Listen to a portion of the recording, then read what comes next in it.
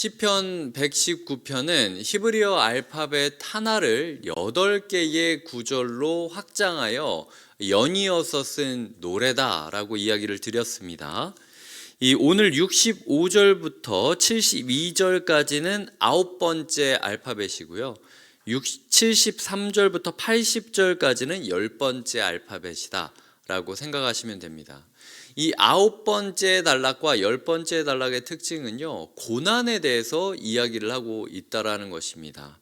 고난에 대해서 굉장히 많이 나오죠. 67절에 고난당하기 전에는 그리고 71절에 고난당한 것이라고 이야기를 나오고 있고요. 그리고 78절에 보면은 교만한 자들이 거짓으로 나를 엎드려 들었으니 라고 하면서 고난에 대한 이야기들이 나오고 있죠.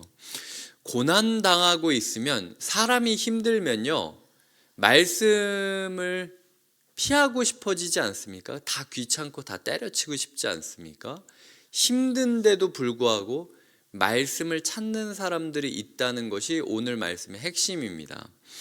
이 9번째 단락 65절부터 72절까지를 보면은 좋다라고 이야기하는 토브라는 단어가 있습니다. 이 굿이라는 단어인데요, 이 토브라는 단어가 6번이나 이 8구절에 반복이 되고 있습니다.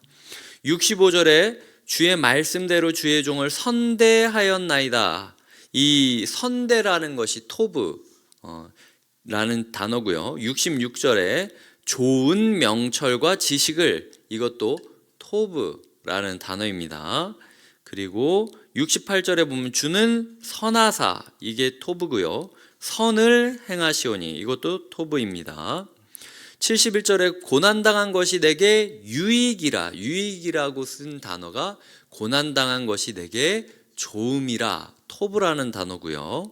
72절에 주의 법이 내게는 천천 금음보다 좋으니이다, 이 좋다라는 단어가 토브라는 단어인 것이죠. 우리는 고난당함에도 불구하고 말씀을 이렇게 붙잡고 살아갈 수 있는가?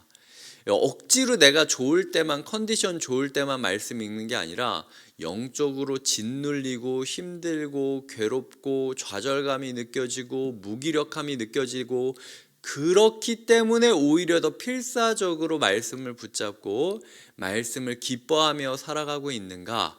하나님, 우리가 그렇게 말씀을 즐기는 사람이 되게 해달라고 기도하는 것이 오늘의 제일 큰 기도 제목인 것이죠. 그렇게 그 말씀을 좋아하는 이유가 무엇입니까? 67절에 보면 고난당하기 전에는 내가 그릇 행하였지만 이제는 주의 말씀을 지키니나이다 라고 이야기를 하죠. 말씀을 지킬 수 있기 때문에 고난조차 기쁨으로 받아들이겠다라는 거예요.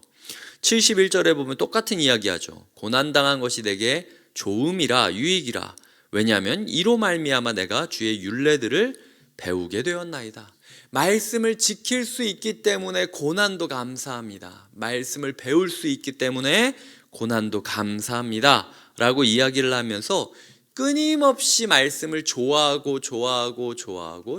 삶, 우리가 이런 삶을 살아야 한다라는 것이죠. 두 번째 단락인 73절부터 80절까지도 같이 고난에 대해서 이야기를 하고 있는데요, 이렇게 고난당하는 것조차도 말씀을 지킬 수 있고 배울 수 있기 때문에 좋아하는 사람의 변화가 무엇인가?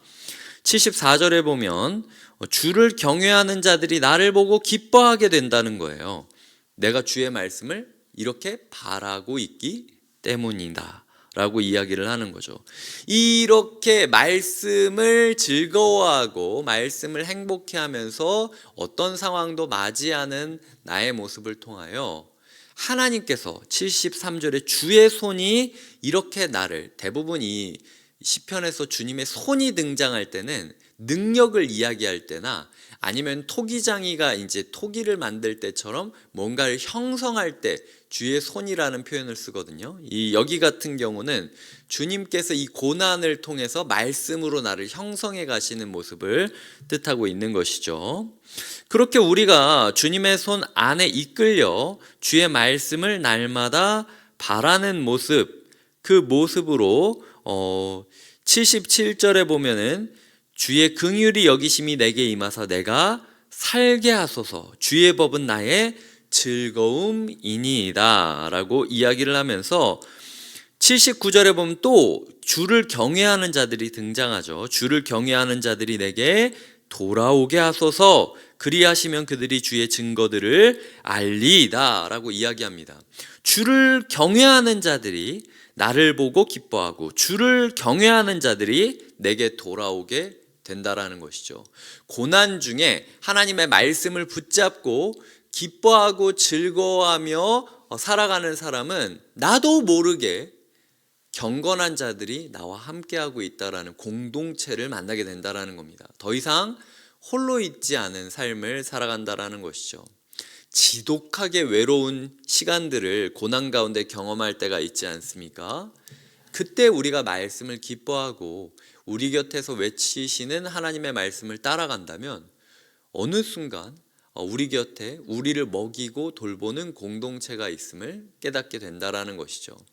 어제 말씀으로 치자면 달리다굼이라고 말씀하시는 예수 그리스도의 말씀에 생명을 얻었고 그 생명을 이제 앞으로 또 평생 동안 간직하며 살아가야 되지 않겠습니까?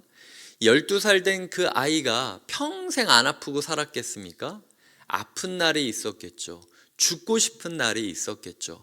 정말 괴로워 몸서리치는 날이 있었겠죠. 누군가를 잃을 수 있겠죠.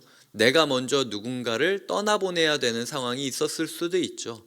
나 또한 다시 한번 죽음을 맞이해야 될 상황이 있을 수도 있겠죠. 하지만 나를 찾아오사 죽은 나를 포기하지 않고 손을 잡고 달리다굼이라고 불러준 예수 그리스도의 말씀 한 구절, 그 말씀 하나가 그 아이의 인생에 얼마나 큰 영향을 주었을지 생각해 봅시다. 어떤 상황이 있든 예수가 나를 포기하지 않았다면 나도 나를 포기하지 않겠다고 생각했겠죠. 그리고 그 예수의 말씀 때문에 먹을 것을 주라 라고 이야기한 공동체가 내 곁에서 함께 먹을 것을 나누고 있음을 기억하면서 감사하며 살았겠죠. 우리가 주의 말씀을 기억하고 우리 곁에 계신 주님을 의식하며 살아간다면 어느새 경건한 자들이 우리 곁에 있음을 확인하게 될 것이라는 것입니다. 왜 내 주변에는 이런 사람밖에 없어? 라고 생각한다면 어쩌면 정말 극단적으로는 내가 말씀을 붙잡고 살아가지 못해서 초록은 동색이라고 나도 모르는 사이에 내가 부정적이고 내가 비판적이고 내가 뭔가 긍정적이지 않기 때문에 주변에 그런 사람들이 모이는 걸 수도 있어요. 하나님께서 말씀을 끝까지 붙잡고 좋다라고 이야기하고 즐거워하고 바라는 자에게는 그 고난이라 할지라도 말씀을 배우고 지키게 하시고 주변에 좋은 사람을 주실 것이라는 것이 이 고난을 당한 사람의 체험적인 열매, 체험적인 교훈이라는 것이죠. 나도 그렇게 됐다, 너희도 할 수 있다 라고 이야기하는 것이기 때문에요. 어쩌면은 이제 오늘이 휴일이지 않습니까? 저는 개인적으로 예전에 휴일에 더 힘들었어요. 더 외롭고 더 지쳤습니다. 우리가 쉬는 게 꼭 긍정적인 건 아니에요. 더 힘든 날이 될 수도 있습니다. 오늘 우리의 하루가 고난이라 할지라도 그럼에도 불구하고 말씀을 배우고 지키면서 우리 곁에 다가올 경건한 자들을 기대하는 하루가 되시길 주님의 이름으로 축복드립니다. 기도하시겠습니다. 하나님 아버지 감사합니다. 우리에게 말씀을 주시고 우리를 포기하지 않아 주시니 그 말씀을 붙잡고 어느 상황에서도 바라며 기뻐하며 좋다라고 고백하겠습니다. 주님 인도하여 주시고 축복하여 주시고 함께하여 주시며 우리 곁에 경건한 자들을 찾아오게 하여 주시옵소서. 예수님의 이름으로 기도드립니다. 아멘.